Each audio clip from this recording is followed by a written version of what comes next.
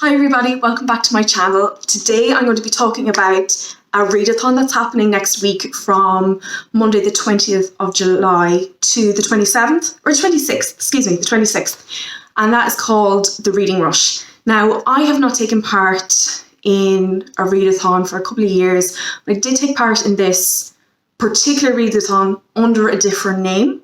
So I was very excited when I kind of stumbled upon it this week, and I was like, oh, I have time actually to kind of get my act together and to kind of plan out what books I'm going to read. So I would like personally to be able to read more, but find it hard to find the time.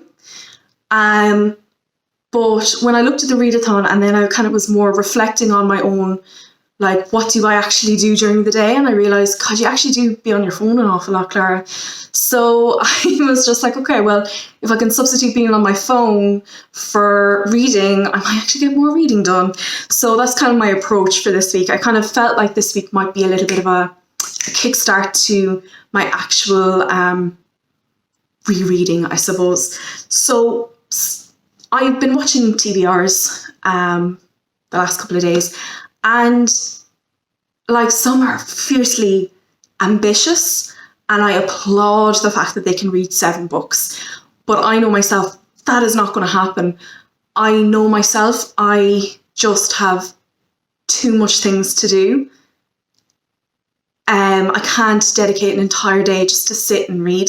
That's just not going to happen. So I just have to be very practical about it, I suppose, but I want to still take part and still have the prompts in place and still tick them off.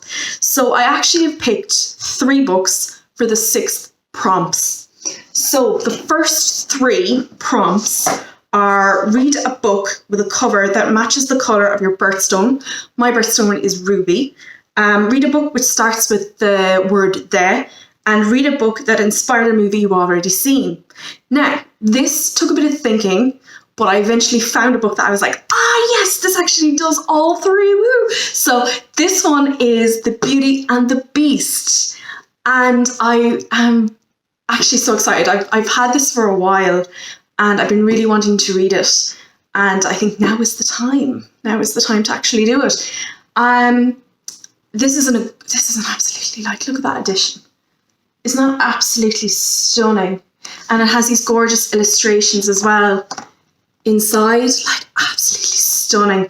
And the reason why I kind of splurged on this copy as like a treat to myself was because Belle, I know it's so silly, but Belle was my favourite Disney princess growing up.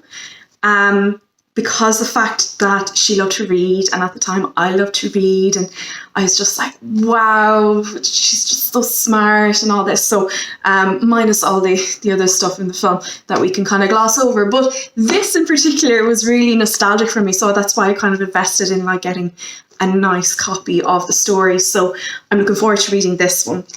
The next one, again, has 3 prompts, and that is: read the first book you touch, read a book in a genre that you've always wanted to read more of, and read a book outside your house. So the one that I picked is The Tower by W.B. Yeats, and this is a collection of his poetry that was written towards the end of his life.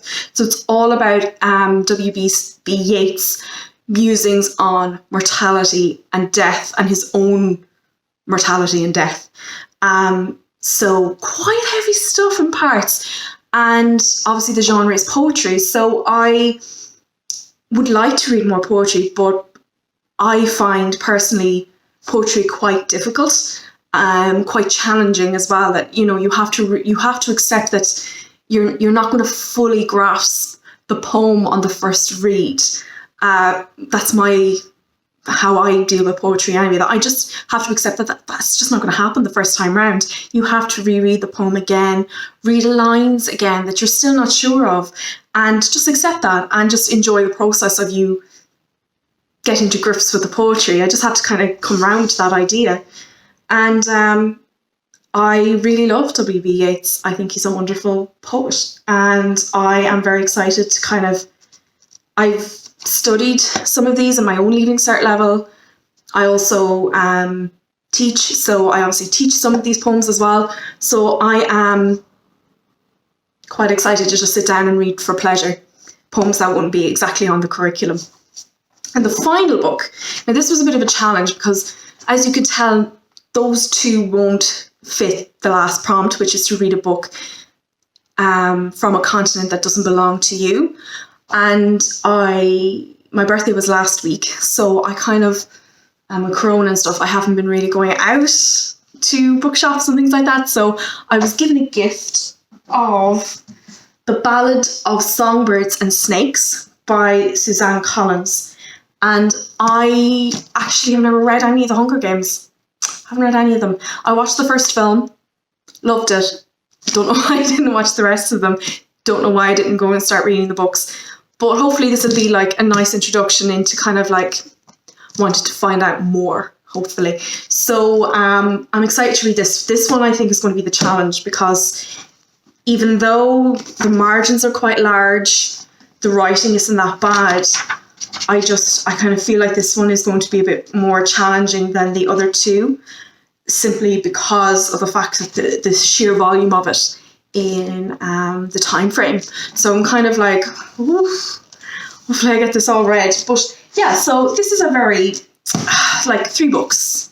3 books in a week, I feel can be achieved. I'll let you know if it's not. And I'm excited. I'm excited to kind of sit down and read. So if you want to find out more information about the Reading Rush, I'll leave a link down in the description to the actual website.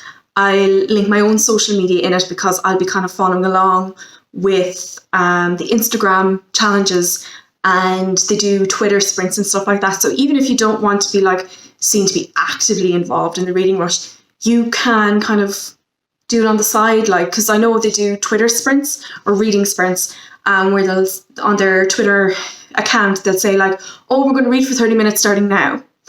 And it's kind of a lovely way of like checking in and kind of going over and then reading, and then you don't have to commit then any more time to it if you don't want to. But it's a nice kind of, I don't know, I always found it really encouraging when I was doing it without obviously filming and showing people what I was doing. I found it really helpful. So I'll list everything down below for you in case you want to find out more. And on that note, guys, thank you very much for getting to the end of this video with me. Hopefully you are going to be reading this week. Let me know if you are. Until next time, guys, I appreciate you an awful lot, and I will see you soon. Bye.